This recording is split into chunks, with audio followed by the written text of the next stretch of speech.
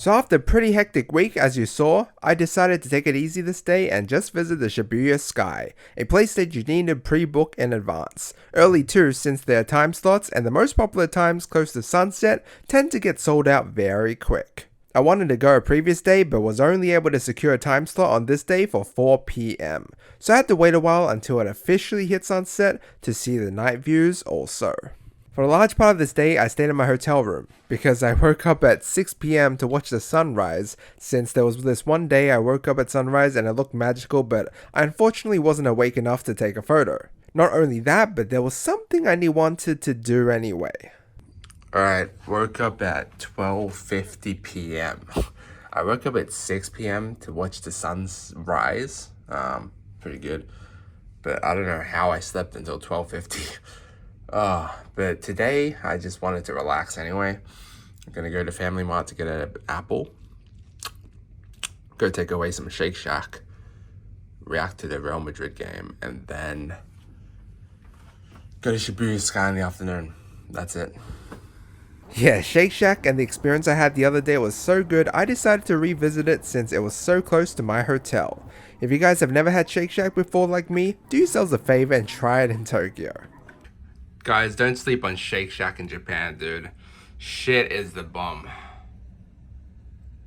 And after watching the Real Madrid game this day, which I had to, even while traveling because I am a die-hard Madridista, I left just after 3 PM, transferred trains twice since I was situated in Roppongi, via Aoyama Ichome by the way, a station you often pass by in Persona 5. And I heard there was actually a real life location in Tokyo where you could see Yonganjaya, the home neighborhood in that game, but I unfortunately wasn't able to visit since it was a bit too out of the way of things. But anyway, we then arrive at Shibuya Station. From there on out, getting to Shibuya Sky is pretty easy if you know where to look for. Luckily, it's pretty much connected to the station. All you have to do is just find the B6 exit. One thing you're going to have to get used to in Japan is how the stations in the big cities can be very overwhelming, as there are multiple different exits depending on where you want to go, and finding them might be a bit tricky if you're new and a foreigner like me. Just use Google though, as that was my best friend in Japan. Another thing you're going to have to get used to is the insane amount of people everywhere. It's no joke. Tokyo, Osaka, Kyoto, words can't describe how busy those cities are. But anyway, next to the Shibuya Scramble Square is the elevator for Shibuya Sky that takes you to the 14th floor, a place where you can, I guess, buy tickets and then enter. I say I guess because I didn't buy my tickets there, I bought mine online via Klook, which is what I highly recommend. Saves you some time. Ooh. I almost thought I was going to miss it because it's already 20 minutes past the allotted time slot. Look at that view already though. Sheesh. But yeah, like I was saying and what I said earlier, there are allocated time slots 20 minutes apart, with tickets costing I think around 25 Australian dollars for me. All the popular times get sold out real quick, like I said, so it's very important to book like a week or two ahead of time. This ticket for me, at least back then, was the most stressful one to get because of that. Just an FYI.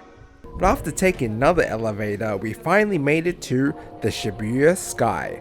Arguably one of the best and organized rooftop experiences I've ever had. At first, before going to the rooftop though, there were nice indoor views if you're not up for the weather conditions.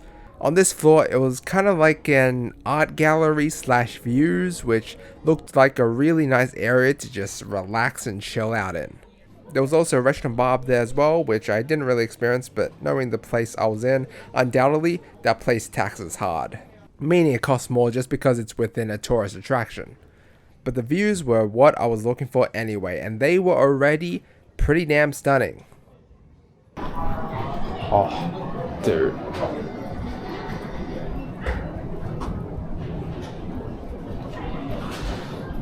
There was also a gift shop, very nice and clean looking toilets, but after looking around the whole floor, I was ready to go outside. And here's the thing you have to be careful of.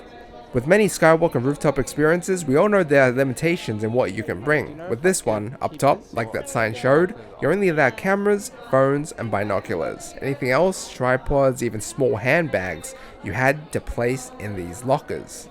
I guess because of strong winds or something, which is something you have to be careful about in Tokyo. Tokyo winds are something else.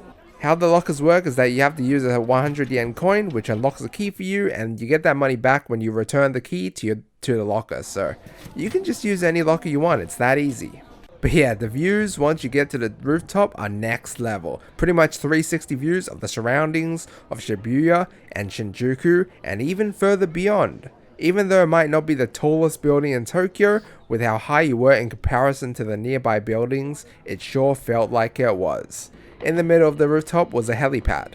Okay, probably not a currently functioning one, more for the aesthetics, but as you see, it was a very nice place to just chill with friends for a few hours, if only had any. The only thing that it lacked to really up the vibe was a rooftop bar, like some of the experiences I had in the past. That, I feel like, was the only thing I can really say about this experience, otherwise it was pretty much damn near perfect. Another reason you felt so high up was that I can't count how many planes I saw in the 2 hours-ish I was there. More than 2 hours, probably 3 hours. There were so many, so if you're into plane spotting, that's another good thing about this place. And you can get some really great pics of the most iconic place of Shibuya, the Shibuya Crossing, as well as both of the iconic towers in Tokyo, the Sky Tree, as well as the Tokyo Tower. I even heard you can see Mount Fuji on a clear day also, though a part of me thought that was impossible since it was a clear day when I went and I couldn't see a hint of it anywhere when I tried to look. But since I arrived at 4 PM, I waited and waited for the sunset to get night views. It took forever to come, and I didn't really have anyone to talk to pass the time. That's one of the major downsides to solo traveling. You do feel pretty alone like that when you see others looking like they're having a great time with other people and you can't. So I just headed back inside and sat down on the ground while watching some videos on my phone while chilling with a spectacular view as well, until eventually it did hit sunset.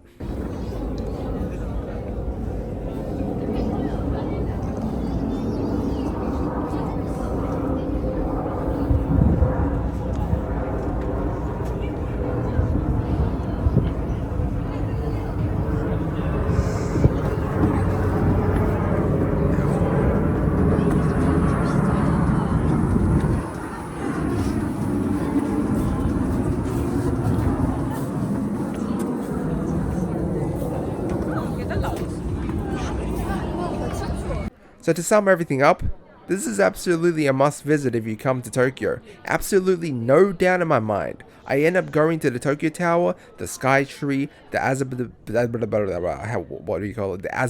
Hills.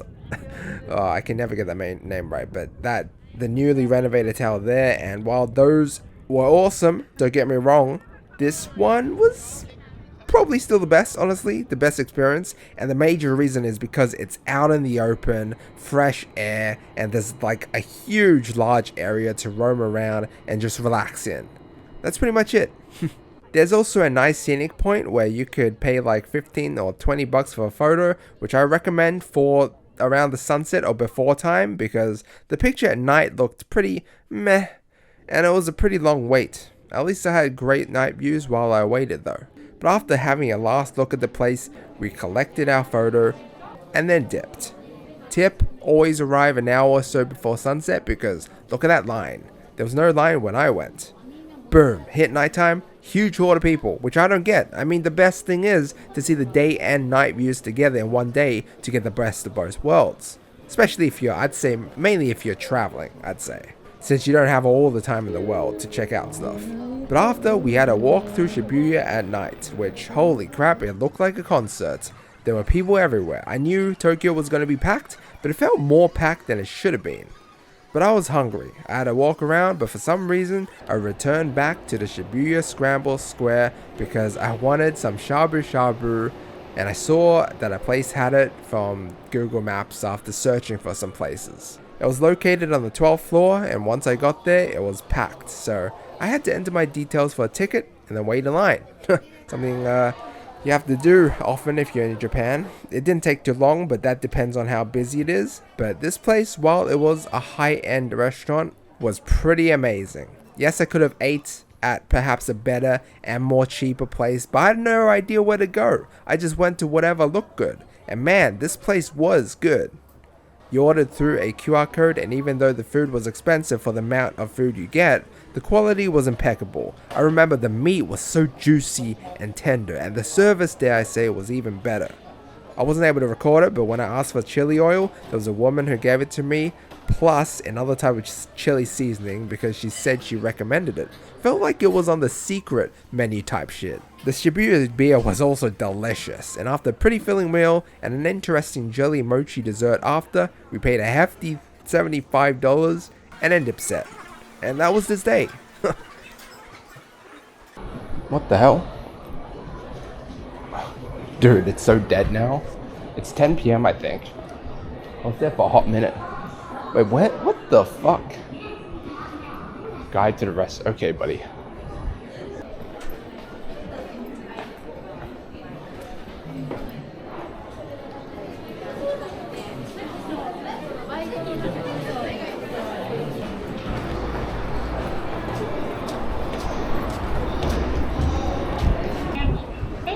Honestly, no matter where I go, like Shinjuku, Shibuya, everywhere looks good. Like when I was at Shinjuku, I said that looked better than Shibuya, but now I'm in Shibuya and they look pretty both really good.